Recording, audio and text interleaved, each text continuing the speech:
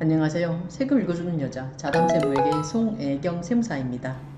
오늘은 지난 시간에 이어서 2022년 세법 개정안 내용 중에 원활한 가업승계 지원에 대한 그 개정사항을 여러분과 함께 살펴보도록 하겠습니다. 자, 여러분 준비되셨나요? 시작하겠습니다. 첫 번째, 가업상속공제 실효성 제고입니다. 적용 대상 및 공제 한도 등을 확대를 했는데요. 현행 가업상속공제 적용 대상은 중소기업 그리고 중견기업인 경우에는 매출액 4천억 원 미만인데요. 여기서 중견기업에 대해서 매출액 1조 원 미만인 기업까지 확대를 했습니다. 공제 한도도 상향 조정됐는데요. 어마어마하게 이제 공제 한도가 상향이 됩니다. 가업 영위 기간이 10년 이상 20년 미만인 경우에는 현행 200억 원에서 400억 원, 그리고 가업 영위 기간 마찬가지로 20년 이상 30년 미만인 경우에는 600억 원, 그리고 30년 이상인 경우에는 여러분 놀라지 마십시오. 무려 1000억 원까지 그 공제 한도가 상향 조정됩니다. 그리고 피상속인에 대한 지분 요건이 굉장히 완화가 됐는데요. 현행 최대 주주이면서 지분율 50% 이상을 10년 이상 계속해서 보유해야 되는데요. 그 규정이 최대 주주이면서 지분율이 무려 40% 이상 10년 계속 보유로 완화가 되었습니다. 다음 살펴보실 내용은 사후관리 기간 단축 및 요건 완화입니다. 현행 사후관리는 7년을 이제 가져가지고 우리가 관리를 하고 있는데요. 이 7년 규정이 5년으로 단축이 되고, 우리가 사후관리 요건 완화가 이제 업종 변경이 과거에는 한국표준산업분류표상 중분류 내 업종 변경을 허용을 했지만 개정사항에 따를 때는 한국산업분류표상 대분류로 업종 변경을 허용했습니다. 고용 유지도 굉장히 많이 완화해줬는데요. 현행 매년 정규직 근로자가 80% 이상을 유지를 하든가 또는 총급여의 80% 이상을 유지를 해야 됐잖아요. 이 규정이 삭제가 됐습니다. 그리고 7년을 통산을 해서 정규직 근로자 수 100% 이상 또는 총급여액 100% 이상을 유지를 하도록 했었는데 이 규정이 5년간으로 단축돼서 통산이 됩니다. 그리고 현행 100% 이상의 그 규정을 90%로 완화를 했습니다. 자산 유지와 관련돼서도 현행 가업용 자산의 20% 이상을 처분할 경우 제한을 했었는데요. 이 20%가 40%로 상향 조정이 됩니다. 다음은 가업승계, 증여세, 과세 특례 한도 확대 등인데요. 현행 가업승계, 증여세, 과세 특례는 그 적용 대상이 중소기업 그리고 중견기업 매출액 4천억 원 미만이었는데, 이 규정이 앞서 살펴본 우리가 가업상속 공제와 형평성을 유지하기 위해서 중견기업인 경우에는 매출액 1조 원 미만으로 상향 조정이 되고요. 증여자 지분 요건도 완화가 됐습니다. 마찬가지로 가업상속 공제 마찬가지로 우리가 현행 50% 지분 요건이 40%로 완화가 됐습니다. 가업 영위 기간에 따라서 우리가 최대 100억 원을 한도로 5억 원을 공제한 후에 그 과표 구간에 따라서 10%, 20%의 굉장히 낮은 증여세율을 현행 적용을 하고 있는데요. 이 특례사항이 우리가 앞서 살펴본 가업상속 공제 형평성을 맞추기 위해서 가업 영위 기간에 따라 최대 1000억 원을 한도로 과거에 5억 원을 공제를 했던 것을 현재 개정사항에 따랐을 때는 10억 원을 공제한 후에 60억 원 이하인 경우에는 여러분 10%의 증여세를, 그리고 60억 원을 초과할 때에는 20%의 증여세를 적용을 합니다. 사후관리도 5년으로 단축이 되고요. 우리가 가업 유지에 대한 그 요건도 대표이사 취임을 과거에 이제 현행은 5년 이내에 대표이사로 취임을 하고 7년간 유지를 했어야 되는데, 이 규정이 3년 이내에 대표이사로 취임을 하고 대표이사직을 5년간 유지를 하셔야 되고요. 업종 유지도 한국표준산업분류표상 중분류에서 대분류로 변경이 허용됩니다.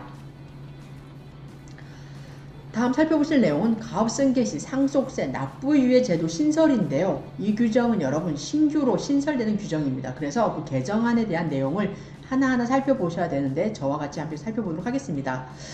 가업승계 시 상속세 납부유예 제도는 적용 대상 및 납부유예 기간이 가업상속 공제 요건을 충족하는 중소기업입니다. 이때는 이제 우리가 상속세 납부유예를 이제 적용할 수 있는 이런 대상이 중견기업은 해당 사항이 안 되고요. 1조 원 미만인 중견기업은 해당 사항이 안 되고 중소기업만이 우리가 그 적용 대상이 되겠습니다.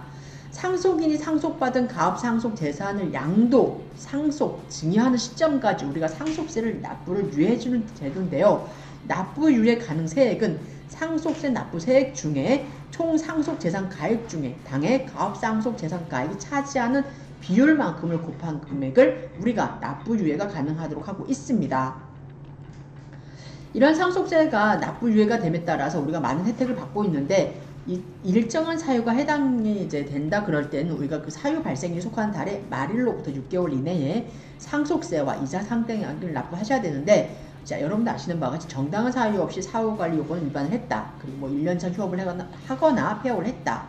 그리고 상속인이 최대 두 주 중에 해당을 하지 않게 됐다. 그리고 상속인이 사망을 해서 상속이 다시 개시가 됐다. 등등의 이런 사항이 있을 때 어떻습니까? 우리가 상속세를 납부하셔야 되잖아요.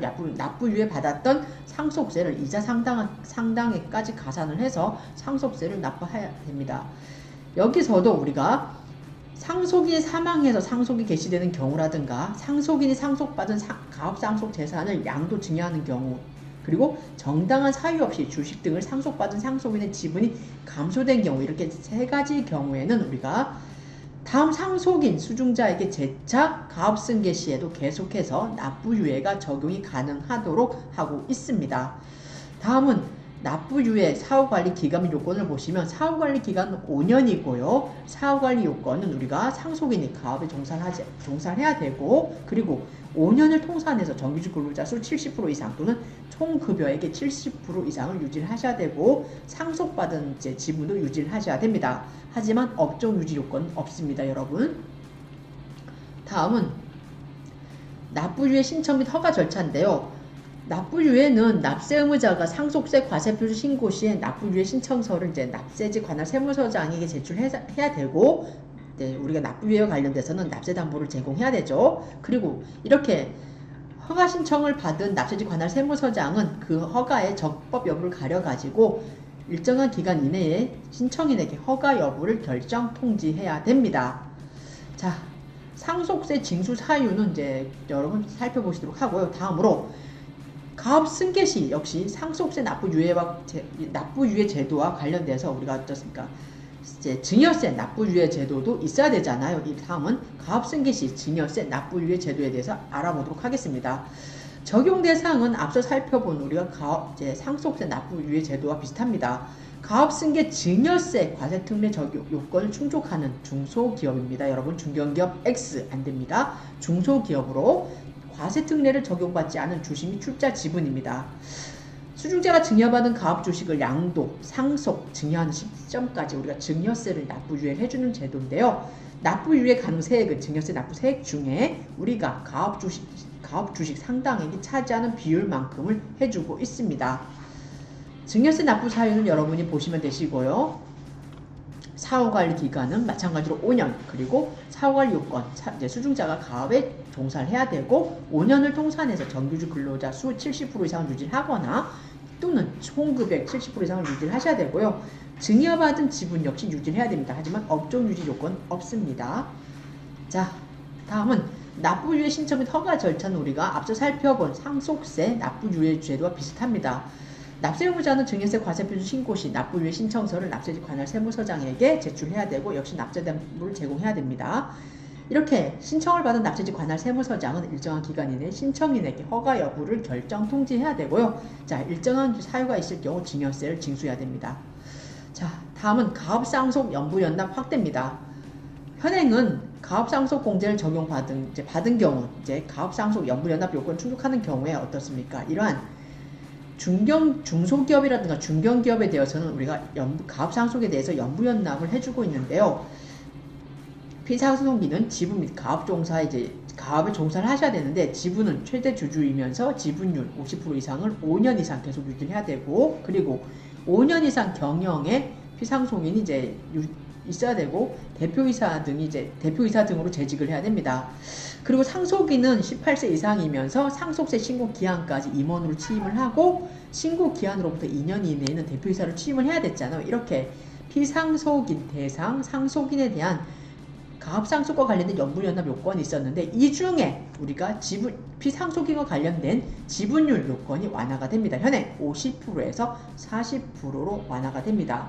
그리고 가압상속 연부연납 기간이 굉장히 확대가 됐는데요. 현행 가압상속 재산 비율이 50% 미만인 경우에는 10년이라든가 또는 3년 거치 7년 납부하는 요 둘 중에 하나를 선택을 할 수 있었고, 그리고 가압상속 재산 비율이 50% 이상인 경우에는 20년 또는 5년 거치 후에 15년 동안 납부하는 가압상속 연부연납을 선택을 할 수 있었는데요. 이 규정이 하나로 통일이 됩니다. 연부연납 기간이 20년 또는 10년 거치, 이제 굉장히 많이 봐주고 있죠. 10년 거치 또는 10년 거치 후에 10년 동안 연부연납을 하는 거를 이제 둘 중에 하나를 선택할 수 있도록 하고 있습니다.